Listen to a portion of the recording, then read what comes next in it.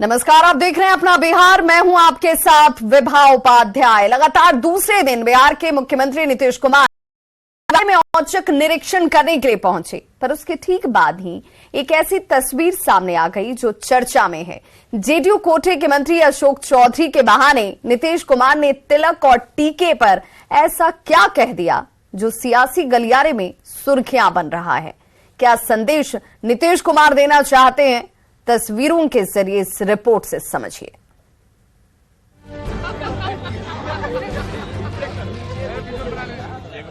राजधानी पटना में बिहार के पूर्व मुख्यमंत्री स्वर्गीय भोला पासवान शास्त्री की जयंती के मौके पर राजकीय समारोह का आयोजन था।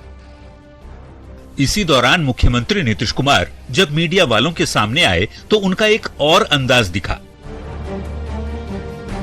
हाल ही में सीएम नीतीश कुमार ने अपनी पार्टी के मंत्री अशोक चौधरी की गर्दन पकड़ ली थी, तो गुरुवार को एक बार फिर अशोक चौधरी पर सीएम नीतीश कुमार का प्रेम छलक पड़ा। टीका लगाने वाले सवाल पर नीतीश कुमार अशोक चौधरी के गले से लिपट गए, कहने लगे, हम इनको देखते हैं तो खुश होते हैं। टीका और तिलक वाला सवाल क्यों पूछा गया ये बताएंगे, लेकिन पहले नीतीश कुमार का ये बयान सुनिए।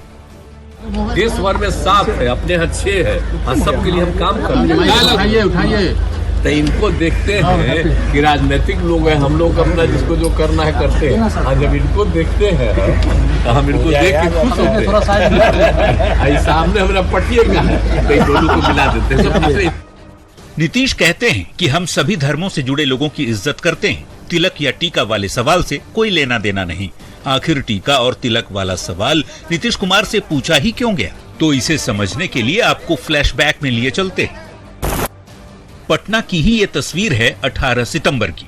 18 सितंबर को गांधी मैदान के पास मॉरिशस के पूर्व राष्ट्रपति शिवसागर रामगुलाम की जयंती के मौके पर कार्यक्रम के बाद नीतीश कुमार पत्रकारों से बात कर रहे थे। इसी दौरान उनकी नजर एक पत्रकार पर पड़ी जिसने टीका लगाया हुआ था। नीतीश कुमार यह देख पीछे पलटते हुए अपने एक मंत्री को खोजने लगे। वे मंत्री अशोक चौधरी को तलाश रहे थे जो थोड़ा पीछे रह गए थे।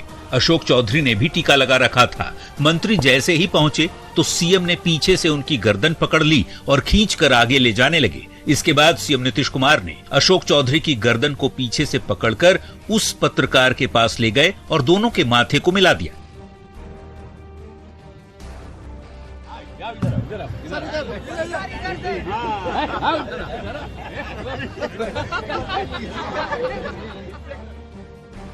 अशोक चौधरी दलित समाज से आते हैं, लेकिन ये टीका लगाते हैं। जेडीयू कोटू सिंह राजपूत जाति से आते हैं, वो भी तिलक लगाते हैं। ऐसे में नीतीश कुमार यही कहना चाहते हैं कि वे हर जाति और धर्म का सम्मान करते हैं।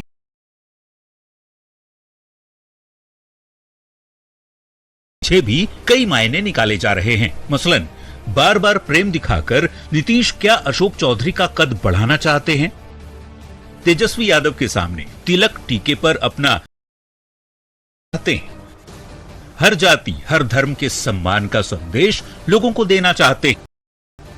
साथ ही लोकसभा चुनाव से पहले दलित सवर्ण वोटर को साधने की भी कोशिश हो सकती है। न्यूज 18 के लिए पटना से रवि एस नारायण के साथ ब्यूरो रिपोर्ट। महिला आरक्षण को लेकर लोकसभा में हुई वोटिंग के दौरान समर्थन में 454 वोट पड़े, जबकि विरोध में सिर्फ 2 वोट। यानी जो लोग सदन के अंदर और बाहर विरोध में बोल रहे थे, उन लोगों ने भी समर्थन में ही वोट किया। सवाल यहीं से कि जब समर्थन कर रहे हैं तो किंतु और परंतु आखिर क्यों?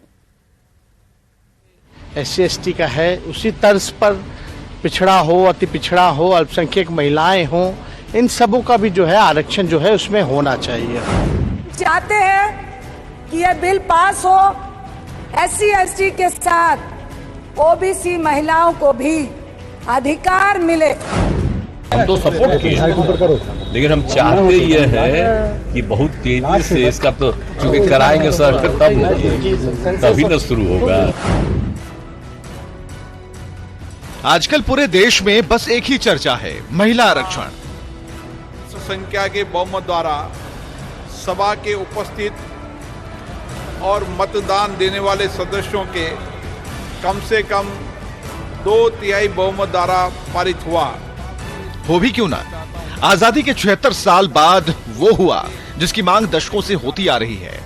हैरानी तो यह है कि हर बात पर सरकार का विरोध करने वाले भी महिला आरक्षण के मुद्दे पर समर्थन कर रहे हैं, लेकिन किंतु परंतु के साथ कांग्रेस से लेकर सपा तक, आरजेडी से लेकर जेडीयू तक सबके सब महिला आरक्षण के हिमायती दिख रहे हैं। लेकिन कोई सरकार की मंशा पर सवाल खड़े कर रहा है।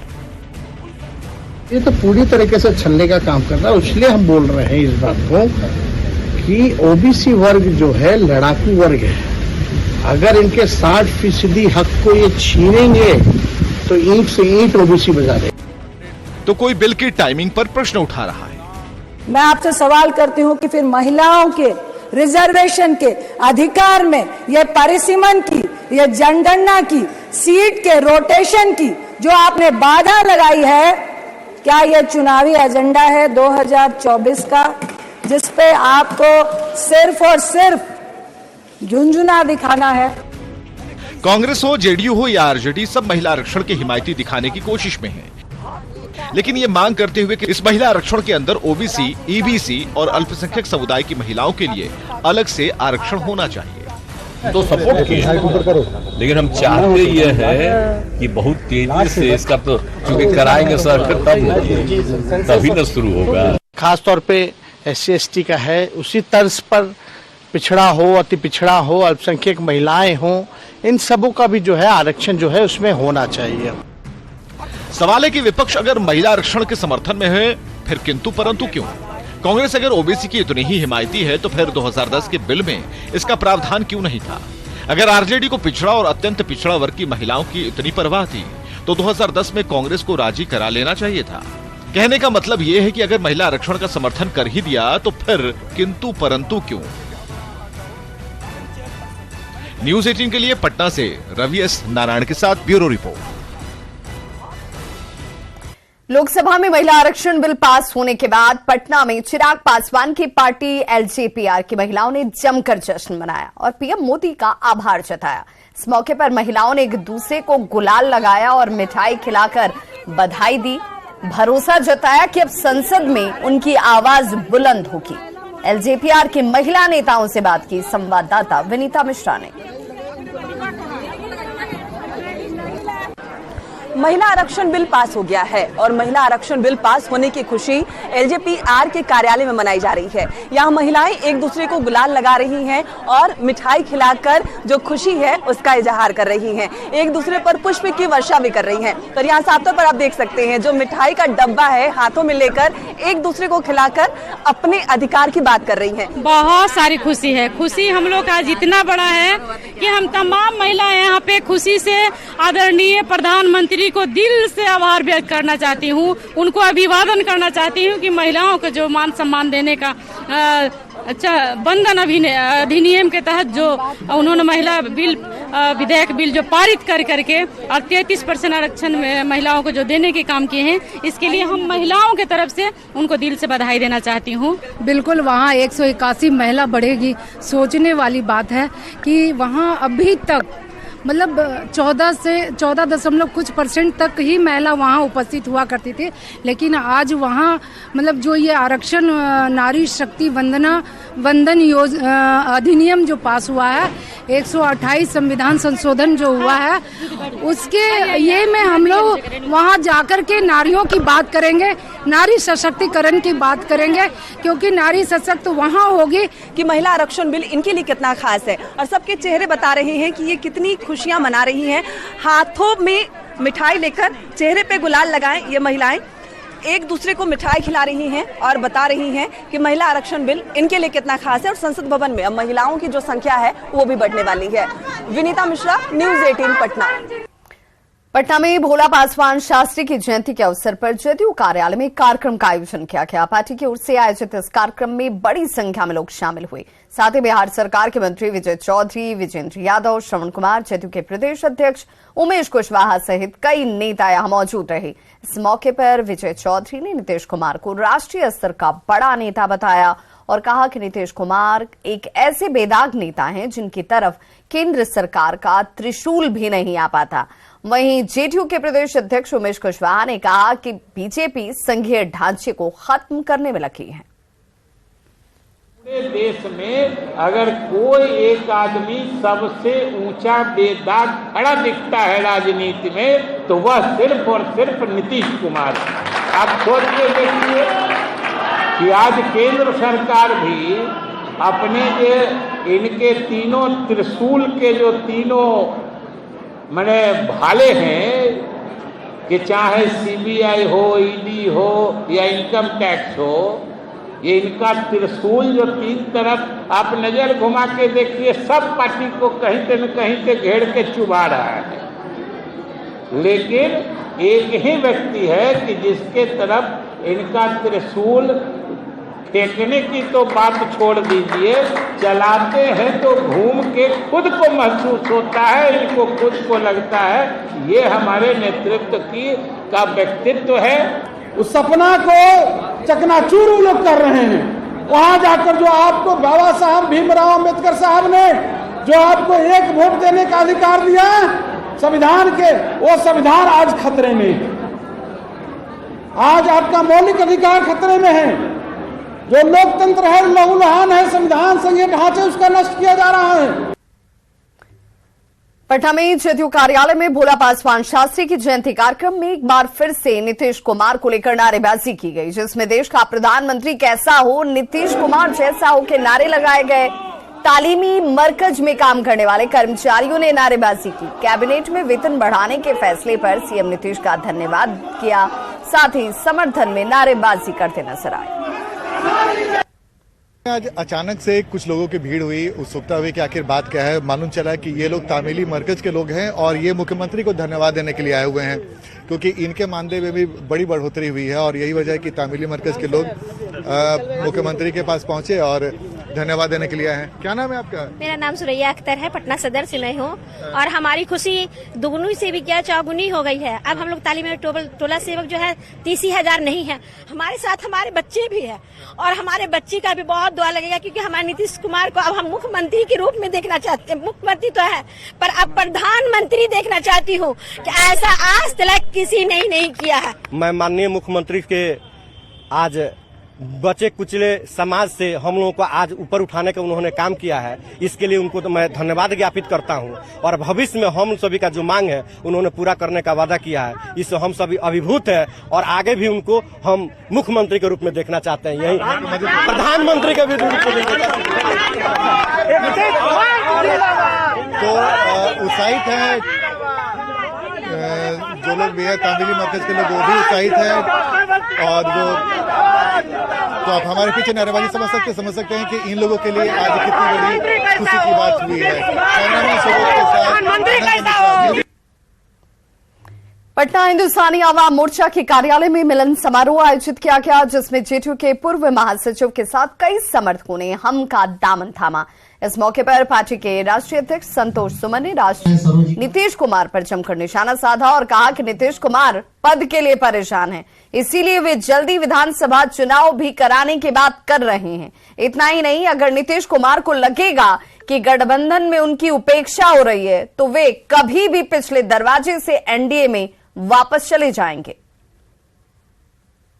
मेरा जो हमारा जो पकड़ है जनता में कमजोर हो चुका है, तो हम जल्दी से चुनाव करा लें, तो लोगों को इनडायरेक्टली बता रहे हैं, मैसेज दे रहे हैं कि चुनाव पहले हो जाएगा। और निश्चित तौर पर वो ऐसे व्यक्ति हैं जो कुर्सी से उनको प्रेम है, और जब कुर्सी से प्रेम है तो उनको ऐसा लगेगा, कहीं भी लगेगा कि अभी इस गठबंधन में मेरा कुछ होने वाला नहीं है। संयोजक बनने की बात था, प्रधानमंत्री बनने की बात है, उस पर पूर्ण विराम, जैसा कि आपके माध्यम से पता चलता है कि लग चुका है। जिस दिन वो पुनः पूर्ण विराम लग जाएगा, निश्चित तौर पर वो कोशिश करेंगे कि बैकडोर से फिर इधर आ जाए। लेकिन अब तो तय करना है बड़े दलों को, भारतीय जनता पार्टी को, क्या नीतीश कुमार।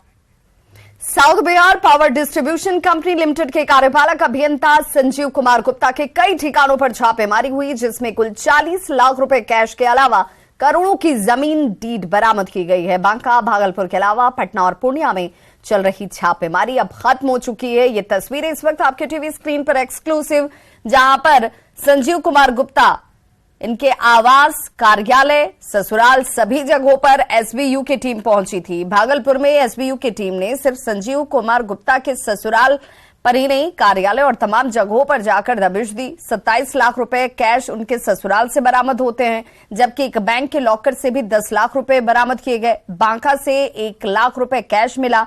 विशेष निगरानी के टीएसपी का यह कहना है कि आज की छापेमारी में 40 लाख रुपए कैश बरामद हुए हैं। कीमती जमीन के 10 से ज्यादा प्लॉट के पेपर मिले हैं, जिसकी कीमत करोड़ों में होगी। एसबीयू की टीम ने लाखों के गहने को भी बरामद किया। कई फिक्स डिपॉजिट के अलावा प्राइवेट कंपनियों में निवेश के कागजात मिले। ये कहा जा रहा है कि अभी तक जो काली कमाई के सबूत मिले हैं वो संजीव गुप्ता की आय से 4 गुना ज्यादा संपत्ति के बराबर हैं। मैं 6 साल की नौकरी में विद्युत विभाग के कार्यपालक अभियंता संजीव गुप्ता ने ये अकूत संपत्ति बनाई है। 40 लाख नगद बरामद हुए। और जमीन के कितने के कागजात हैं? जमीन की भी काफी कागजात हैं। कितना में होगा सर? 10 सेल डीड मिला हुआ है। 10 जमीन के करोड़ों में कहा जा सकता है। बिल्कुल बिल्कुल। जगह की व्यवस्था, ऑर्नामेंट्स भी होते हैं। हाँ, ऑर्नामेंट्स। विद्युत विभाग के बांका के कार्यपालक अभियंता संजीव गुप्ता के पर जो है निगरानी की टीम के द्वारा, विशेष निगरानी की टीम के द्वारा सुबह से ही छापेमारी की जा रही थी और 4 ठिकानों पर ये छापेमारी चल रही थी। पुलिस ने भागलपुर इनके ससुराल से 27 लाख रुपए कैश बरामद किया है, जबकि यूको बैंक गोहट्टा चौक से जो है 10 लाख रुपए कैश लॉकर से बरामद किए गए हैं और काफ़ी संख्या में जो है कागजात मिले हैं, जो ज़मीन के कागजात हैं, जिनमें से कहा जा सकता है कि विश्वस्त सूत्रों की माने तो 2 करोड़ से अधिक के ज़मीन के कागजात जो है बरामद किए गए हैं। वहीं बांका से 1 लाख रुपया कैश बरामद किया गया है। क्या कहेंगे संजीव जी, कहाँ से इतना पैसा आया? माने कैसा पैसा है ये? अरे भाई, हम कहाँ का पैसा है ये बताइए ना। हम कुछ नहीं बोलेंगे। तो अब देख सकते हैं ये कुछ नहीं बता रहे हैं और साफ तौर पर कहा जा सकता है कि अकूत संपत्ति जो है स्पेशल विजिलेंस की टीम को मिली है और लगातार जो है ये छापेमारी सुबह से चल रही थी और अब जो है ये छापेमारी समाप्त हो गई है। और कहा जा सकता है कि कम समय में ही इनका नौकरी का बहुत कम समय हुआ था और उसमें इतनी बड़ी संपत्ति खड़ी कर लेना पर सवाल खड़े हो रहे थे और लगातार जो है विशेष विजिलेंस की टीम जो है इसकी जांच कर रही थी और उसके बाद ये छापेमारी जो है कोर्ट के आदेश पर किया गया है। आशीष रंजन, न्यूज 18 भागलपुर। बिहार के प्रारंभिक स्कूलों में अर्धवार्षिक परीक्षा चल रही है, लेकिन राजधानी पटना में मूलभूत सुविधाओं से वंचित ऐसा भी एक स्कूल है जहां एक ही बेंच पर बैठकर 5 बच्चों को परीक्षा देनी पड़ रही है।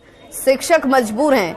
एजी कॉलोनी मध्य विद्यालय के भवन के नाम पर सिर्फ 2 झोपड़ी है और क्लासरूम के नाम पर बच्चे या तो बोरे पर बैठे होते हैं या फिर खड़े होकर ही परीक्षा दे रहे हैं।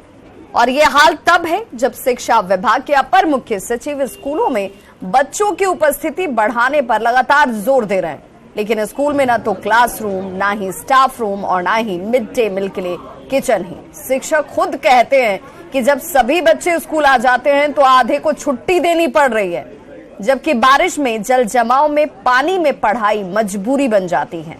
स्कूल का जायजा लिया हमारे संवाददाता रजनीश कुमार ने। बिहार के सरकारी स्कूलों में बच्चों की उपस्थिति बढ़ाने को लेकर सरकार जहां लगातार एक्शन में दिख रही है, वहीं राजधानी पटना का एक ऐसा स्कूल जो शहर के बीचों बीच है, लेकिन झोपड़ी में यहां पर कक्षाएं संचालित हो रही है। तो आइए आप भी देखिए कि भवनहीन कैसा स्कूल है ये, जहां पर सरकार की नजरें इनायत नहीं हो रही है। तो ये स्कूल है मध्य विद्यालय एजी कॉलोनी और इसके अंदर की तस्वीर आप देखिए कि सरकारी स्कूलों में परीक्षा चल रही है, लेकिन एक बेंच पर कितने बच्चे बैठकर परीक्षा दे रहे हैं। तो स्कूल के अंदर देखिए आप, कहीं भी आपको भवन नहीं दिखेगा। 2 कमरे हैं यहाँ पर, वो भी कमरा जो है झोपड़ी में है। यानी जो फाटक आप देख रहे हैं ये बांस का फाटक है और बांस के फाटक के अंदर बेंच और डेस्क लगा दिए गए हैं और यहाँ पर ही जो है एक तरह से स्टाफ रूम भी है, क्लास रूम भी है, किचन भी है, शौचालय भी है और तमाम चीजें यहीं पर आपको दिख जाएंगी। इसके लिए कोई अलग से कमरा जो है तैयार नहीं कराया गया है। इसी फाटक के अंदर जो है कक्षाएं संचालित हो रही हैं, यानी आज परीक्षा का वक्त है और सभी अर्धवार्षिक परीक्षा देते हुए बच्चे नजर आ रहे हैं। एक बेंच पर जरा देखिए आप कि ये परीक्षा में किस तरह से बच्चों को बैठना पड़ रहा है। जबकि स्कूल प्रशासन की तरफ से सख्ती बरती जा रही है। लेकिन ये सख्ती किस काम की, क्योंकि बैठने के लिए जगह ही मैसर नहीं है। एक एक बेंच पर जो है 5-5 छात्राएं फिलहाल, और जो छात्र हैं वो परीक्षा दे रहे हैं। जिन्हें जगह नहीं मिला वो देख सकते हैं बोरे पर बैठकर नीचे जो है परीक्षा देते। हाँ, तो काफी परेशानियां हैं सर। मेन बच्चों का जब बारिश होने लगता था, सबको समझिए कि मेला बन जाता है हमारा क्लासरूम में न तो खड़ा होने, अगर पूरे बच्चे आते हैं तो आने के बाद बच्चे खड़े खड़े लास्ट में कहते हैं कि अब छुट्टी दे दीजिए मैम, कितना देर खड़े रहें। होती है तो पानी जो है कमरे में पहुंचता है, चावल की बोरी खराब हो जाती है, चूहे का भी डर सताता है। दूसरी तरफ जो सब्जियां हैं वो जब यहाँ पर रखने के लिए देखिए कि क्या व्यवस्था की गई, यानी जुगाड़ के सहारे जो है सब्जी भी रखे हुए हैं। आलू देखिए, आलू खराब ना हो तो यहाँ पर जो डेस्क है वो यहाँ पर जोड़कर जो है आलू रखने के लिए यहाँ पर जगह तैयार किया गया है। परेशानी तो है ही, हाँ, लेकिन हम कर रहे हैं, जल्दी हो जाएगा। लग रहा है कि इस साल नहीं, साल नहीं, 2-4 रोज में हो जाएगा। 2-4 दिन में। अच्छा, अनाज वगैरह खराब हो जाता होगा बारिश में? नहीं, उसको व्यवस्था से रखे हुए हैं, तोप देते हैं उसको। अच्छा, इसमें पानी भी आता है? हाँ, पानी लग जाता है। पटना डीओ से अमित कुमार से मेरी यही बातचीत हुई है। उन्होंने भरोसा दिया है कि अगले 72 घंटे के भीतर इस स्कूल को दूसरे स्कूल में शिफ्ट किया जाएगा। तो ये जरा देखिए आपकी बच्चियां कैसे खड़ी होकर यहाँ पर परीक्षा दे रही है। ये भी तस्वीर देख लें। बिहार सरकार के शिक्षा विभाग के CS के पाठक जो लगातार एक्शन में दिखते हैं, आदेश देते हैं। एक तरफ जहां बच्चियों को बैठने के लिए बेंच नहीं है, दूसरी तरफ बच्चों के लिए बेंच नहीं है। डेस्क पर बैठकर देखिए पैर को किस तरह से मोड़कर यहाँ पर बच्चे जो है एग्जाम देते हुए नजर आ रहे हैं। सवाल ये उठता है कि आखिर बच्चों का क्या कसूर, सरकारी स्कूलों में स्थिति कब बदलेगी? भरोसा तो दिया जा रहा है, आश्वासन जरूर मिल रहा है, लेकिन हालात में सुधार कब होगा ये आने वाला वक्त ही बताएगा। कैमरामैन मनीष जुनिया के साथ रजनीश कुमार, न्यूज़ 18 पटना। सीवान से बड़ी खबर, जहां पुलिस कस्टडी से कैदी फरार हो गया है। चकमा देकर कैदी फरार हो गया है पुलिस कस्टडी से। ये बड़ी खबर सीवान से इस वक्त आ रही है। हथकड़ी निकालकर सदर अस्पताल परिसर से कैदी फरार हो चुका है। कोरोना जांच के लिए इस कैदी को सदर अस्पताल लाया गया था, लेकिन इसने पुलिस को ही चकमा दिया और यहां से फरार हो गया। सदर अस्पताल ये शख्स पहुंचा हुआ था। शराब के मामले में इसकी गिरफ्तारी हुई थी। लकड़ी नबीगंज ओपी इलाके के मदारपुर गांव से कृष्णा कुमार को गिरफ्तार किया गया था, लेकिन शराब के मामले में गिरफ्तार ये शख्स पुलिस को ही चकमा दे देता है और यहां से फरार हो जाता है। तो इस बुलेटिन में बस इतना ही। नमस्कार।